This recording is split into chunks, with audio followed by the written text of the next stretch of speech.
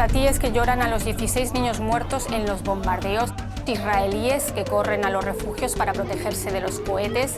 Son imágenes a las que estamos acostumbrados desde hace décadas y que corresponden a la última escalada en Oriente Medio.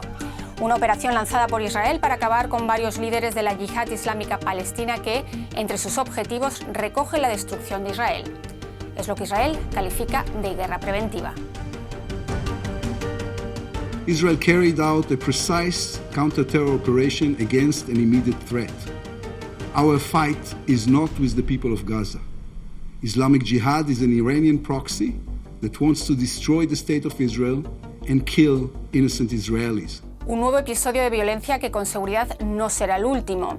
¿Qué peligro suponen los grupos armados para Israel y qué papel juegan las próximas elecciones en este país? Todo parece indicar que el actual gobierno israelí pues tiene esta cierta urgencia de demostrar que va a ser un gobierno fuerte, que va a ir para adelante en contra de las facciones palestinas, especialmente las facciones que están en la Franja de Gaza, que son bastantes.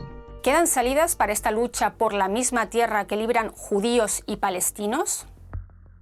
Los territorios palestinos se dividen entre Cisjordania y la Franja de Gaza. Desde que Hamás llegó al poder por la vía electoral en 2006, la franja ha estado sometida al bloqueo israelí y la situación no ha dejado de deteriorarse.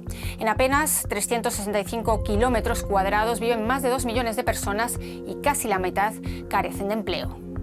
Hamás libró el año pasado su cuarta guerra con Israel desde que se hizo con el poder.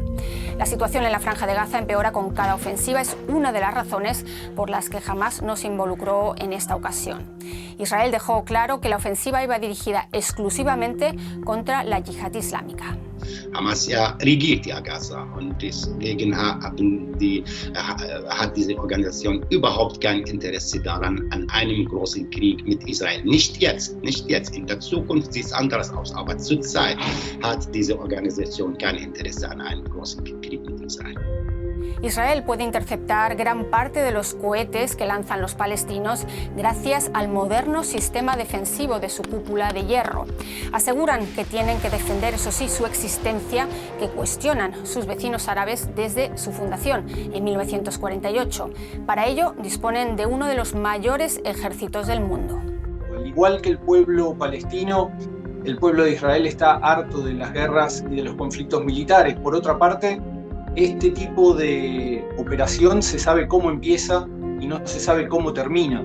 El cálculo, en todo caso, del ejército israelí ha sido que atacando a la yihad islámica y enviando una señal clara a Hamás de que ellos no iban a ser atacados si no intervenían, iba a poder mantener el conflicto dentro de ciertos márgenes. Las fuerzas israelíes han logrado descabezar a la segunda milicia islamista del enclave, que había ganado fuerza como partido y como movimiento y se había convertido en una alternativa a Hamás, desgastada por años en el poder.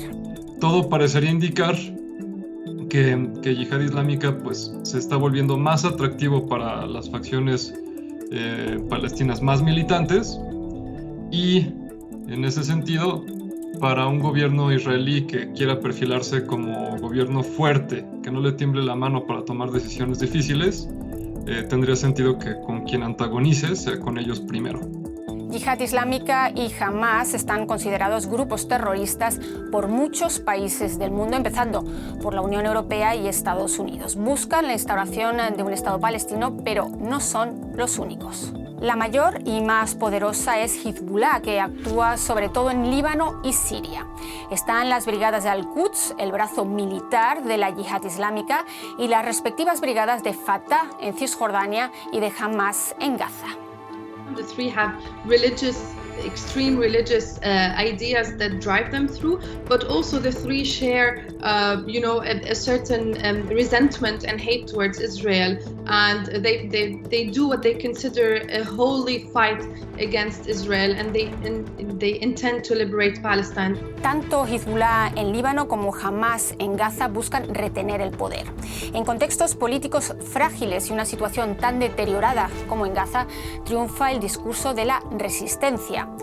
La eliminación de líderes armados, como el pasado fin de semana, son para Israel asesinatos selectivos, mientras que la ONU lo califica de ejecuciones extrajudiciales.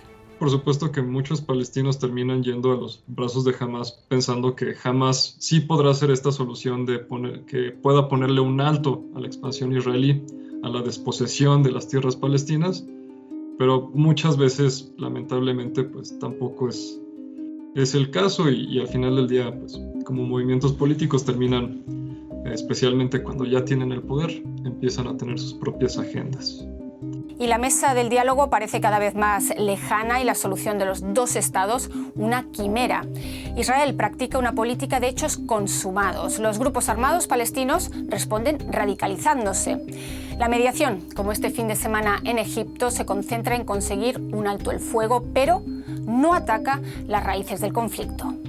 The longer this conflict continues, the more Israel is able to annex more lands to it, to which the Palestinians consider losing their own land. The more this settlement policy continues, which the recent Israeli government has been very active in, the more difficult it will be able to reach what we call a two-state solution. Para la mayoría de los analistas, la solución de los dos estados, propuesta por Naciones Unidas en 1947, es caduca. Solo quedaría la salida de un estado en que ambos pueblos puedan vivir en paz. Un estado para dos pueblos. En Israel, por supuesto, siempre que haya algún líder que recoja el legado de Yitzhak Rabin, un fuerte compromiso con la paz, que esté dispuesto a darse la mano con quien fue su enemigo en la lucha armada, como lo hicieron Arafat y Yitzhak Rabin. Todos esos cambios van a favorecer. También tiene que haber un cambio del lado palestino.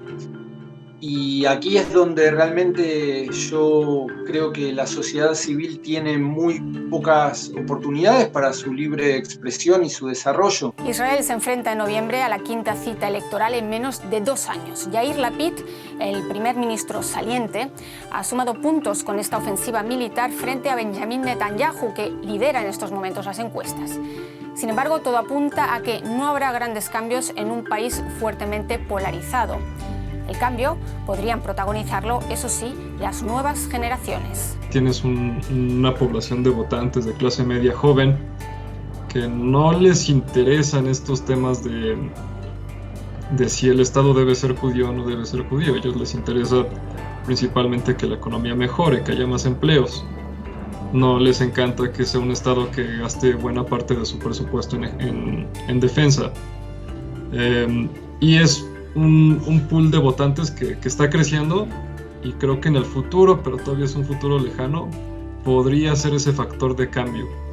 Die internationale Gemeinschaft muss wieder Interesse zeigen für diesen Konflikt, aber vor allem die Amerikaner müssen ein Machtwort sprechen. Ich denke, die sind die einzigen, die in diesem Konflikt Einfluss haben. Die Europäer, die Israelis wollen nicht die Europäer als Vermittler und deswegen bleiben nur die Amerikaner, die, wie gesagt, ein Machtwort dort reden. El problema es que el conflicto palestino-israelí es una lucha que tiene más de 7 décadas y que despierta cada vez menor interés en la comunidad internacional. Haría falta un actor fuerte para obligar a ambas partes a negociar. Difícil, por no decir imposible, en tiempos de crisis candentes en otros lugares del mundo.